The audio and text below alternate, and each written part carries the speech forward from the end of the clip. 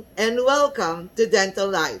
On this video, we will be discussing how you are going to deal with stress or certain frustrations that we feel during our working hours or afterwards, because as we all know, mga dokis, stress is part of our lives, and our profession is one of the most stressful profession because we always worry if after our treatment our patients are happy and safe, satisfied with the treatment we did for them. So, medyo lalo na yung mga oral surgeons or yung may mga risky treatment na ginagawa sa clinic nila, this becomes part of their stress, and sometimes if things doesn't go well during the treatment or there are some problems in the clinic, it affects us and we have psychological stress or it affects our mental health. At alam niyo naman yan mga dokis, our mental health is, for me, actually more important in the body, because if we have a problem psychologically or we are depressed or stressed, ang tendency niyan, it manifests in our body and it affects our entire health. So it's very important that we deal with them. And on this video, I will be teaching you some of the things that you can do in order to relieve some of that stress, or if you are feeling frustrated because the things that you want to happen didn't go as they planned, you will be able to release them. Ayan. Number one is do some breathing exercise. This is actually the fastest way of sometimes releasing stress even while we are treating the patient. And you can do this by taking a deep breath in 4 seconds, holding it for 7 seconds, and then releasing it in 8 seconds. So, this breathing exercise is very easy to do even during our treatment, especially if we encounter certain complication while we're doing the treatment. And we can do this breathing exercise in order to release that kind of stress or tenseness that we feel because of what's happening. The second is what we call the progressive muscle relaxation, or what they call PRM. Now, the progressive muscle relaxation is a technique, mga dokis, wherein we reduce the overall body tension as well as the psychological stress that we are feeling. And the technique is tensing up and relaxing our muscles overall in order to release all this frustration or stress that we are feeling. And normally, it is done either sitting down, okay, you can do that actually in your chair sa clinic nyo, or you can do lying down.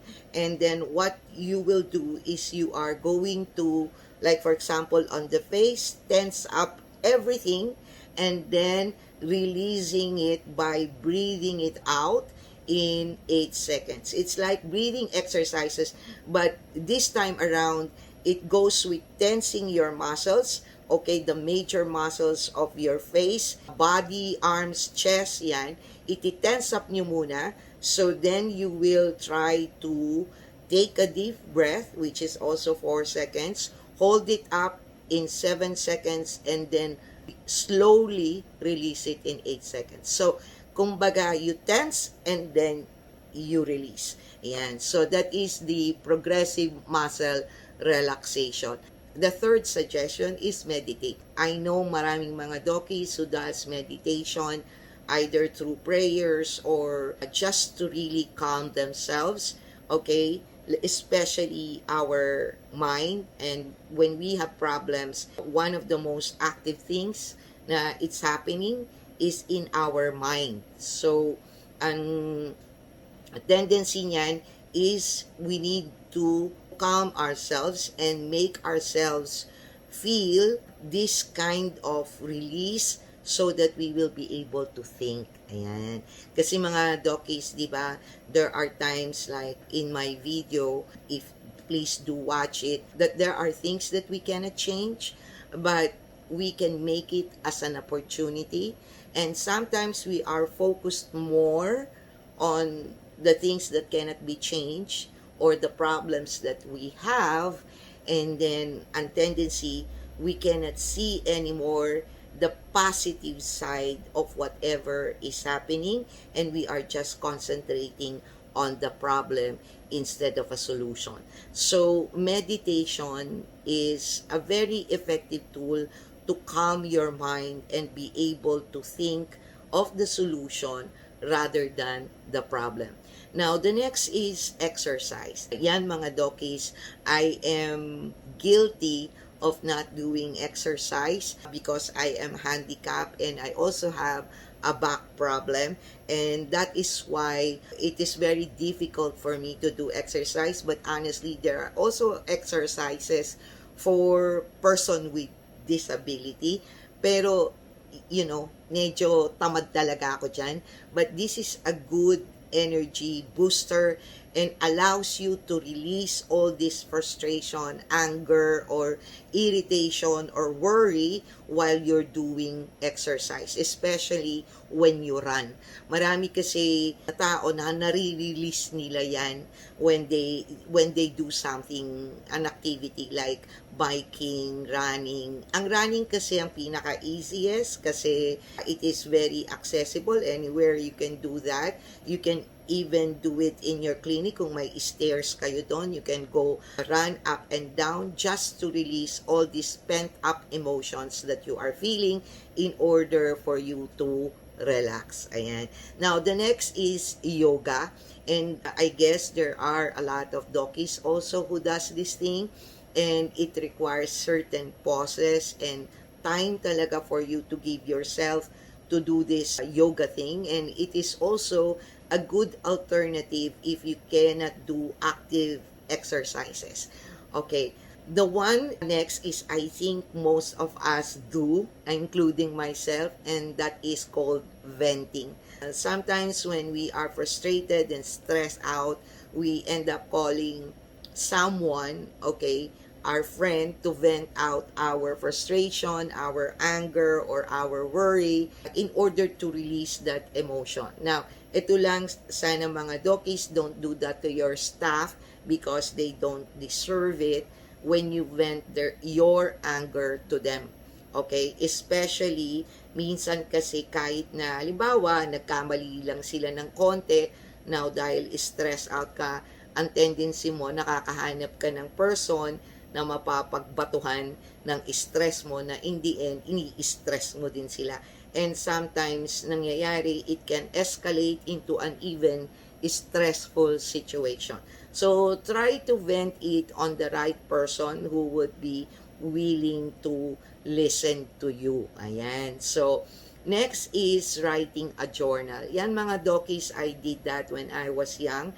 And I guess a lot of you also did that. Minsan kasi we can vent out writing down what frustrates us, what are our doubts and our fears. And for me, when I'm trying to create a goal, when I'm trying to make sure that I'm going to the right path, I need to write it down. Kasi ako, it's very important that I do visualization. And yan mga Dokis, I truly suggest that you do. And this is one part of the activity on the program that I'm offering to a lot of dentists who would like to make sure that they are able to manage and grow their dental practice through proper practice management. Let's admit it, mga Dokis, we are trained to do treatments, but we are not well trained or well versed in really doing well the business side of dental practice. So if you are interested mga Dokis, try to enroll in the Smart Management Dental Life program, and we will have sessions wherein you will do workbooks and really plan and visualize what you want to happen so that you can actually actualize it. So hopefully I will be able to see you on my class. And then the next mga dokis is going outside. This is really very important. Diba minsan they will advise you go out and smell the roses. Kasi sometimes we forget to appreciate the simple things in life. You know, the things that we get to see and possibly we take for granted, but a lot of things are enjoyable, like just enjoying a good weather or a good view of, if kung meron kayong garden, halimbawa lang sa clinic nyo, may mga flowers doon, or you are able to create an ambience of your clinic na may isang part doon that will allow you to really see the outside world, lalo na kung halimbawa kung meron kayong nasa tall building kayo and there's a glass window that you can really see the outside and see the beautiful building, skyscraper, and you know, just enjoying the view. Now, if you get the chance, then of course it is best that you go out and travel and see other world, or you just go to a certain park and enjoy the ambience and the feel of being at peace so that it will calm you down. Another thing, ito dokis, ay medyo challenging sa akin, is managing your expectation to others. Yan talaga mga dokis is one of the main causes why we sometimes feel frustrated most of the time, because we have the tendency to expect a lot, especially from people we trust, or from people who works for us, or from people who depends on us, and we think that they should deliver the expectation we have in our mind. And itong mga dokis, in anything in life, including relationship, people are not mind readers. I am not a mind reader, you are not a mind reader. So you have to know that they cannot read your mind. And therefore, if you, especially your staff, if you have certain expectation from them, you have to verbalize it and make sure that they understand what you are trying to say. Because sometimes we think that we said it, but their understanding is not exactly what you've just said. The next is treat yourself. This is another exciting way for me to relieve my stress, is treating myself. Yan. Na minsan na-overspend ako. And that is why you have to watch the video in terms of the 6 earmark signs that you have a successful practice. Kasi medyo makakapag-indulge ka when you have this. And ako kasi mga dokis, when I treat myself, I really treat myself. And the tendency is I spend in shopping or traveling. But you deserve it. So, as long as you are disciplined enough to know how much you can spend, then treat yourself. Minsan nga, kahit ordinary lang, or like for example, ice cream lang or chocolate lang, it already makes you feel good about the day or relieve your stress. Now, ang susunod mga dokis is spend some time with, if you have pets, you know, play with them. Iyan another thing mga dokis na talagang stress reliever sa akin, especially when I go home because I don't have a child. So, I have Shanti, but she passed away already due to old age. But I have Nero, is a very naughty baby boy, and so nasi-stress relieve ako sa kanya kasi he does a lot of things that make me laugh. Then the next is distract yourself. Now again, just like in certain ways that we do in our treatment, the tendency, it is best that if you distract your patient so that they will not feel the pain or the discomfort, it's the same thing with us. If you can distract yourself for something else, like, you know, watching the videos of Dental Life and listening to me, or watching K-dramas, which I love, so it kinda distract yourself from doing something. Or halimbawa, meron kayong mga games or things that you enjoy doing for a short time, just to distract yourself from thinking of what is worrying you. And then the next is taking a nap. This is also minsan when we have a lack of sleep, ang tendency natin is really we tend to get easily irritated. So taking a nap, a short powerful nap, will help a lot in relieving you from stress. Now, yung iba naman, the next is gardening. Minsan, kahit nga lang sa maliit na paso, and then they can do gardening and be able to garden, and this is a stress relief also to a lot of people. And hopefully, kung may green thumb kayo mga dokis, you can do this. So speaking of green thumbs, if you have a thumb, and like this video, give me a thumbs up, subscribe on Dental Life, and hit that notification bell so that every time I upload, you are going to be notified. And sana mga dokis, do share the videos that you think are beneficial to other dentists. And also, if you have a comment of what the topics you would like me to further discuss in Dental Life. Ayan, sana mga dokis, I would really love to hear from you if my videos are helping you out in managing your practice. Now, the next is getting creative. Now, yan yung mga other hobbies ng mga dokis if you have one, like for example, painting, drawing, photography, that you can also actually use and maximize in your dental practice. And if you do these things, it kind of relieve you from stress. The other one is playing a certain music that you love.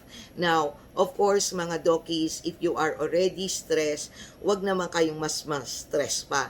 You choose a music that will uplift your mood and emotion and try to relieve the stress that you are feeling. Katulad ako, mga dokis, hindi ako Gen Z, hindi ako bata. I really don't like rock or yung maiingay na electric guitar. So, hindi yan yung type of music na ipi-play ko to relieve myself from stress. Other thing is, minsan, when you are busy in doing something productive, kahit na hindi tungkol sa management nyo, you can also get organized. Katulad ako, in my laptop, I tend to organize a lot of things, place certain files on certain folders. You can also do that in your clinic. You can actually tinker some of the things that sometimes we tend to set aside to do it later, and then we forget totally to do it again. So, na-build up siya. So, maybe cleaning up or organizing some of your materials will allow you to release some of the stress that you are feeling. And of course, the last one, which is very, very easy to do also, as long as you have water, is you wash your face with cold water. This will allow you to really calm down and to release the heat that you are feeling due to anger, irritation, stress, or frustration. Ayan mga dokis, I hope you like this video and will allow you to manage your emotion during your working hours or even afterwards. And hopefully, you will join me in my class in Smart Management Dental Life program so that you will be able to create, build, grow, and sustain your dental life. Always stay safe and be healthy. Bye!